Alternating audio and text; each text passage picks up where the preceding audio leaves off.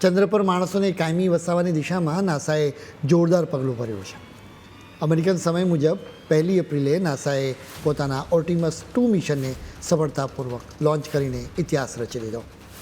1972ના Apollo યુગ પછી પહેલીવાર બન્યું છે કે જ્યારે માણસ ફરી એકવાર ચંદ્ર તરફ આગળ વધી રહ્યો છે. આ મિશનમાં 4 અવકાશયાત્રીઓ જોડાયા છે, જેઓ ચંદ્રની ચારે બાજુ હાઈ સ્પીડ પ્રદક્ષિણા કરીને પૃથ્વી પર પાછા ફરશે. આ મુસાફરી કોઈ સામાન્ય પ્રવાસ નથી, પરંતુ અવકાશ વિજ્ઞાન માટે એક મોટી છલાંગ છે. આ મિશન 10 દિવસ સુધી ચાલશે. આ મિશનનો ખરો હેતુ આવનારા ભવિષ્યમાં માણસોને ફરીથી ચંદ્રની સપાટી પર ઉતારવાનો છે. આ મિશન અવકાશમાં નવા દ્વાર ખોલવાની પણ એક મજબૂત તૈયારીઓ છે. દાયકાઓ બાદ આખું વિશ્વ ફરી એકવાર આ સાહસને અદ્દરશ્વાસે નિહાળી રહ્યું છે. ફ્લોરિડાના આકાશમાં એક નવી ગર્જના ગુંજી ઉઠી. નાસાના કેનેડી સ્પેસ સેન્ટર પરથી 32 માળ જેટલા ઊંચા મહાકાય રોકેટે ઉડાન ભરી ત્યારે હજારો લોકો એકટસે જોતા રહ્યા. આસપાસના રસ્તાઓ અને દરિયા કિનારાઓ પર લાગેલી ભીડ જોઈને 1960 અને 1970ના દાયકાના એપોલો મિશનની યાદો તાજી થઈ ગઈ.